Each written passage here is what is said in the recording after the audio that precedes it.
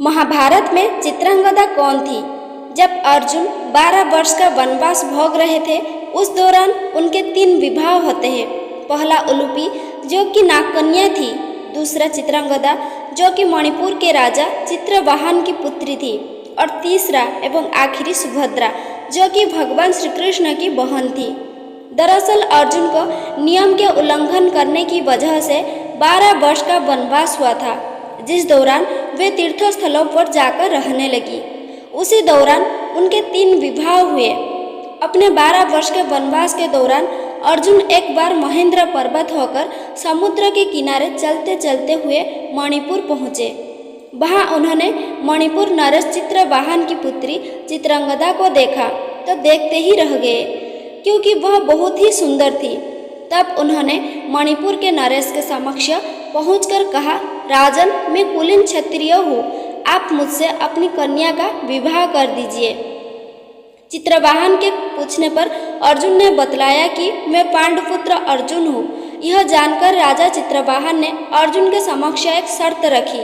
शर्त यह थी कि उसका पुत्र, जो अर्जुन और चित्रांगदा का पुत्र, चित्रवाहन के पास ही रहेगा, क्योंकि पूर्व युग में उसके पूर्वजों में प्रभजन नामक राजा हुए थे।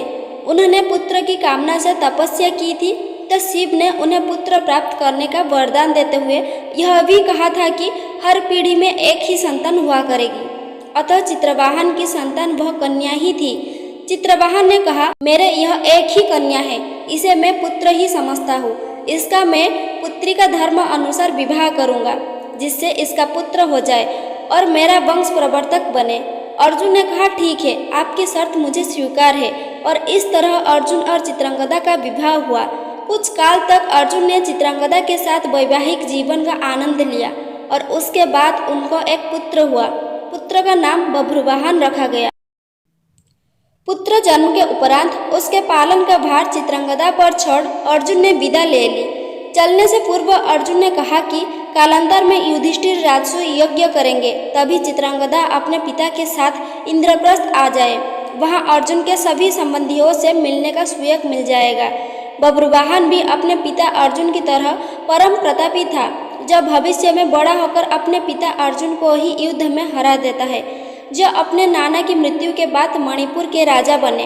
राजा बभ्रुवाहन ने अपने ही पिता अर्जुन से युद्ध किया और अर्जुन का वध भी किया।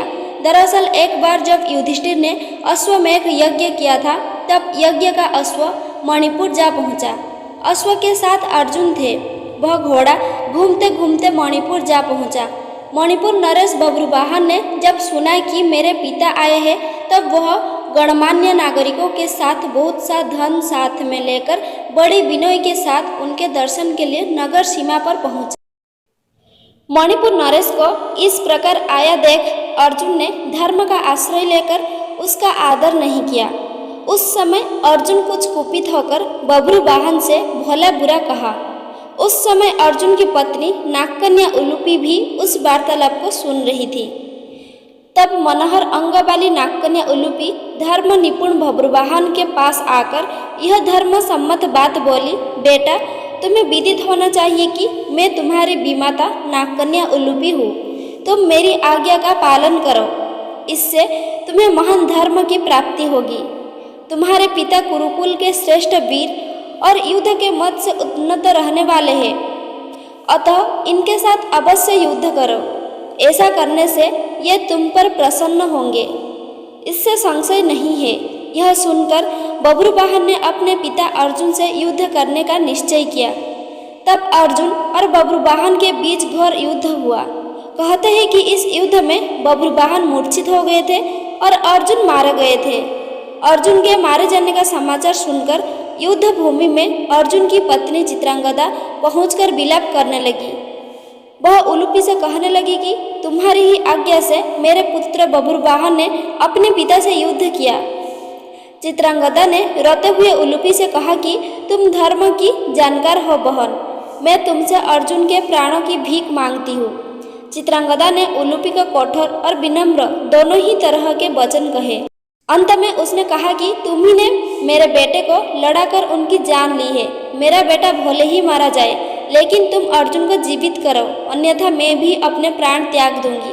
तभी मूर्छित बब्रुवाहन को होश आ गया और उसने देखा कि उसकी माँ अर्जुन के पास बैठकर विलाप कर रही है और विमाता उलूपी भी पास ही खड़ी है। बब्रुवाहन अपने पिता अर्जुन के समक्ष बैठकर विलाप करने लगा और प्रण लिया कि अब मैं भी इस रणभूमि पर आमरण अनशन कर अपनी देह त्याग दूंगा। पुत्र और माँ की विलाप को देख सुनकर उलूपी का हृदय भी पसीज गया और उसने संजीवन मणिका का स्मरण किया। नागों के जीवन की आधारभूत मणि उसके स्मरण करते ही वहाँ आ गई।